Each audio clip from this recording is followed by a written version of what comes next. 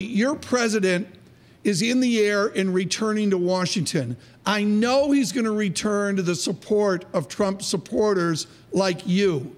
Can he get at the margin any other people to support him in the coming months on tax reform and the other issues at hand? I think he can on tax reform.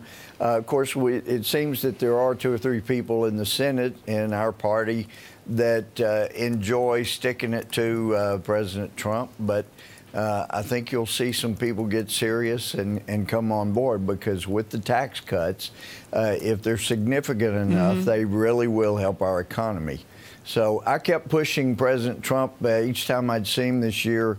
Don't let Ryan and McConnell talk you up from 15%, because that lets us undercut China. That'll bring back manufacturing. And I know there's those who look down on manufacturing and say, no, we've evolved to a service economy. But, and I've talked about this with the president, any major nation that cannot produce what they need in a time of war will not remain a major power after the next war. So we need to get manufacturing back here. You famously went after John Boehner and went down in flames on that. We love the debate, the discourse of the House. Wait a minute. I didn't go down in flames. Okay, we needed 29. We got 24.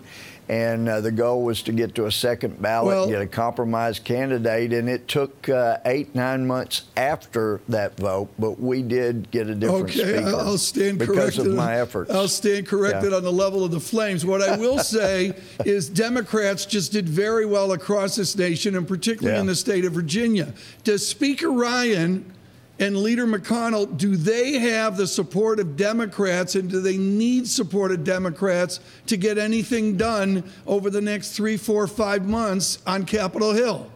Well, I don't know that we need their support, but we should get some of their support.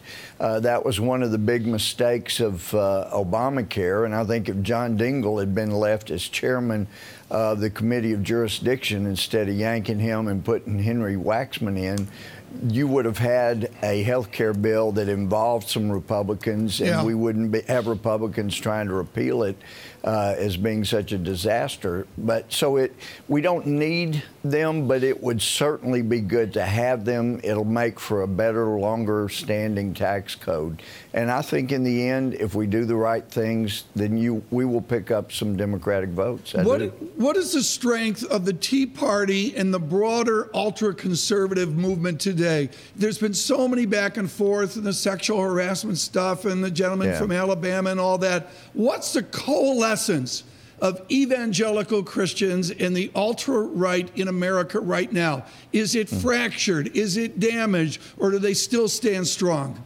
No, I think as a group, they're still standing strong, but these are people that are not really committed to one candidate as much as they are just wanting somebody that will do what they say. And so I'm hoping that President Trump will be able to do that, and we'll give him the support to keep his campaign promises. But no, I think it's fine. But you're seeing the sexual harassment. That is no discriminator as to political parties. You find it going across the board, as you do with most improprieties. So hopefully that's going to work itself out. As a father of 3 daughters, we don't need sexual harassment no matter where it is. What do you need to see from the Attorney General today? How does he stay out of trouble? Well, if an attorney general is really doing his job, then he's going to have some people fussing at him no matter what. But we really did anticipate the attorney general getting in there and just enforcing the law.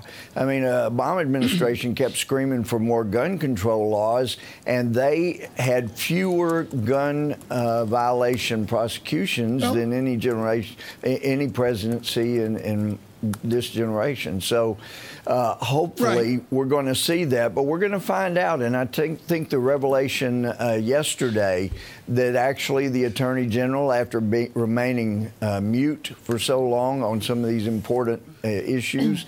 He's Right. let us know he is getting into these things. Congressman, I'm going to rip up the script here with what we've seen over the last number of months across this nation, including the agony of Las Vegas. I get the idea that guns work in East Texas. It's the heritage, it's the land, the rolling hills into the western Appalachians. I get that. How does the gun ethos of your first district of Texas lead to a common legislation with, say, the representative of the Bronx in New York City? How do we get on one page in this nation on gun control when we see the horrific deaths and injuries? Yeah. Well, I think we'll see guns being banned to the same extent that we start seeing ammonium hydrate and vans and trucks and machetes like we saw in Rwanda, those being banned. It's more about who's holding the instrument than it is what the instrument is. People intent on terrorizing and murdering are going to do that, but I can assure you, Tom, if someone in that church had had a gun, there would not be 25 victims of this crazed guy that came in shooting.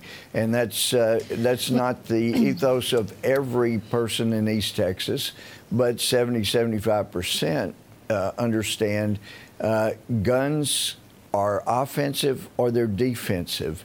And it's kind of nice to have the great equalizer when you have somebody coming in. And since we have strayed so far from what is true morality, whether it's spending future generations' money or just the way we treat people, unfortunately, defensive weapons are going to be important.